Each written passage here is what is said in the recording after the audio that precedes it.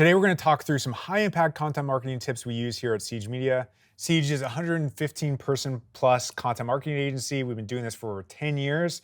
These are some of our highest impact tips that we're using this year and every year to make a high impact on our clients.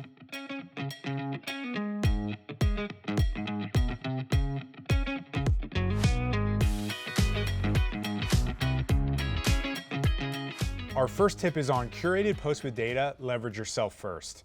So what I mean by this is there are posts like trends, statistics, or even roundups where it makes sense if you have the data available to you to actually put yourself first. So something very powerful we've seen are on statistics or trends posts, many people will just curate third-party data there.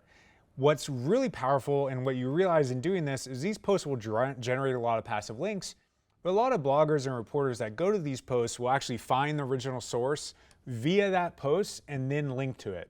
So if you effectively can show up first, make your post a new search result page with your own content that is still good content, just like the search results, that content will get a ton of links.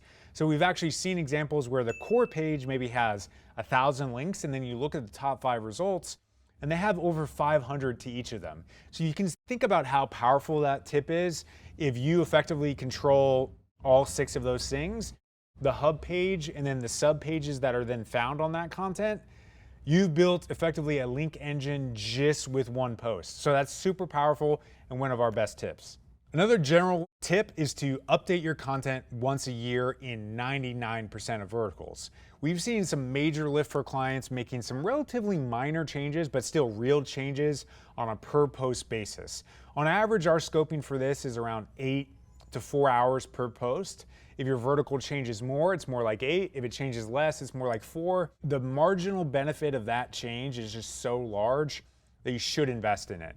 And the exceptions to this are if your vertical changes so much, you actually want to ramp that up.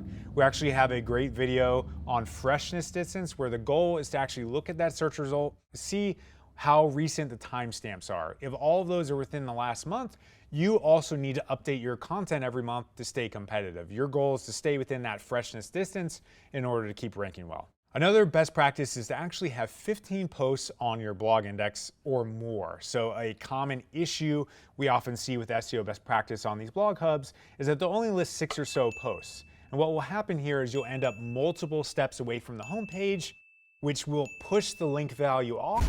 It also gives users less options to browse from and click, which is a poor user experience as well. So internal linking equity is buried, and also user experience is devalued with 6 or 8 posts.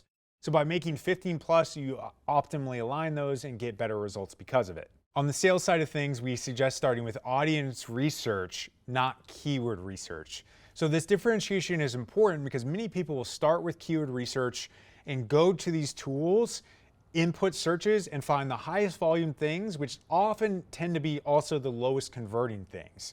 So if you actually put your mind in the buyer's mind and actually write down 20 to 50 searches you think they would make by evaluating what the kind of purchase they're looking at and thinking about, by thinking about the product, asking customers, getting form fill information, listening to sales calls, you'll be more likely to actually find searches that really tie to actual intent and searches they have. And some of these will be low search volume, but they'll be high intent because you've thought that way first. And for sure, confirm all these things with keyword research tools, but it's really recommended that you start with audience research and you'll be more likely to actually find content that converts. Going further down this line with sales-focused content marketing, one of the things you'll want to do is just use best practice keyword frameworks. So sometimes you'll actually go to keyword tools and you'll search and there'll actually be no search volume whatsoever. But there's actually very common keyword frameworks that very commonly have buyer intent that you as an SEO or a developing aspirational SEO should be aware of. Why this is important is just generally humans are humans for the most part, and we all search in very similar ways. So if you can't find search volume one place, if you know people search in that same way somewhere else at a more popular vertical, it's a good way they're going to port that to your industry. So the common examples you see here on the screen are things like product cost, product versus product, keyword template, a jargon term in your industry, competitor versus you, competitor alternatives, and what is jargon. Those terms all clearly tie into buyer intent in most verticals and will always have search volume. So for example, digital PR became a thing here in the SEO world in the last couple of years, at least more of one. So we can kind of lean into this framework to do that. If you had a new industry that evolved, you could also lean into those things to see benefit as well, especially as they're ranking in your vertical. So talk to people, pay attention, and you can quickly see these things changing. So example, in the SEO world, eat, expertise, authority, trust came out of nowhere. And if you were thinking in this way, you could have immediately ranked for those terms in a smart, intelligent fashion before any of the keyword tools showed you it. Additionally, if you're kind of in a niche vertical, you can do these same things and rank for competitor names, even if the search volume is 5 to 10. If you have a thousands a month product, that's all that matters to actually get in front of buyers that will convert. They'll be very worth building that content, even if it's not showing up on that keyword research tools that you're using on a day-to-day basis. A Blog Hub best practice is actually to use visual interest for thumbnails. So as you up the number of thumbnails you have, it's also increasingly important to make them varied in terms of their aesthetic. I think a common kind of entry-level way of thinking about blogs is very often the thumbnail styles will feel very similar. And it's possible to feel different and still on brand. So if you look at great blog hubs such as Policy Genius or Help Scout, you'll actually see variation here. I even very often will see GIFs of small file size that load quickly. You can tell when you have a lot of results like this, it's important to have some variation for visual interest, which will actually draw the user. Even better, make these thumbnails actually indicate what the post is about. If you can have that 1-2 punch, you actually are really delivering and are more likely to actually get people to click and engage on that content.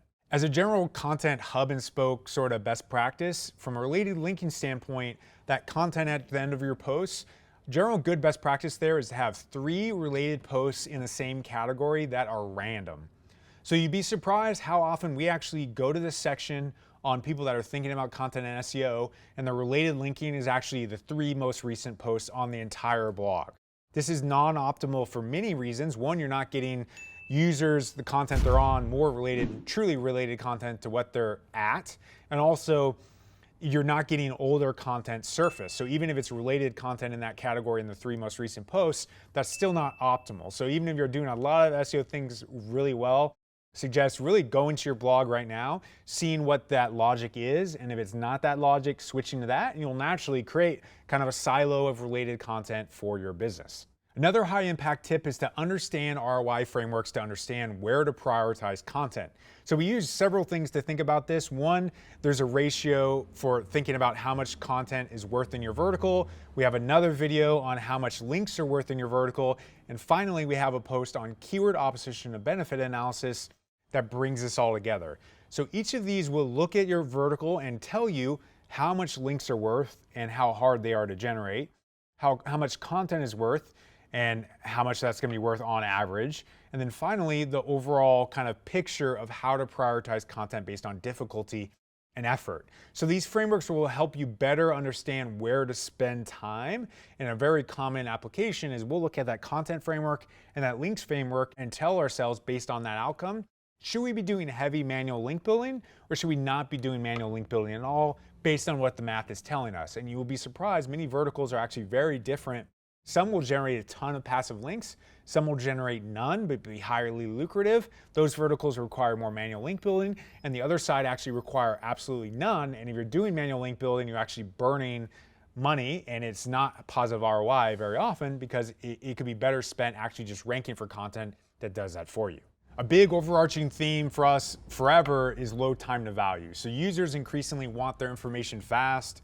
We are writers, we're bloggers, we're content marketers, but in reality, that doesn't mean writing a book today. It actually means getting users their content immediately as fast as they can so they can digest it in a fast way. So a few ways to accomplish that are often to have a subheader that will allow you to immediately answer the query for the person. So for example, if it says, how much does home insurance cost? You would immediately give them a range of the average cost of home insurance in a subheader.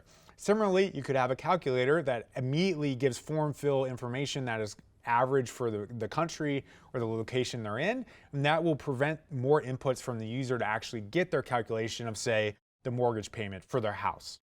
A powerful tip we've been using more recently is the PPB, or Preview Proof Benefit blog introduction formula. So if you scroll up or rewind this video, you'll actually see that we leveraged a version of this here. And the goal is to overall state a preview of what's to come, give proof of why you're to be trusted, and then also give a benefit for that future reading that differentiates you from other outcomes. So if you use this general framework for every introduction, you'll be more likely to get people to stick, drive SEO outcomes and rankings because of that, and overall have a good playbook for doing that continuously time and time again. As a counterintuitive example, when you're up against .govs in the search results, actually try to not go after the main term and go after long tail instead in order to rank. So an example of this, if you do a search like small business loans, you'll see that .gov, the SBA specifically, ranks #1. Because of that, you're never gonna outseat this site. Your best ranking is really 2+. And really what you'd probably preferably do is really try to lean into long tail. So here, specifically adding 2022 to the end actually gets NerdWallet a #1 ranking on a long tail search that SBA is never going to add to their title tag. Their immobility is your strength. So they might be able to rank for that short tail very easily, but more often the long tail, you can actually double up and be able to overcome those things. Year is a very common reference point for that, but there's other ways to do that as well. That's case by case. But generally, if you see a .gov or an unmovable object there, the humility to say, I'm not gonna rank for this is very powerful and allow you to rank for that long tail even more consistently. Finally, putting call to action links on island, mid-post and at the end of the post is a really powerful way for driving outcomes.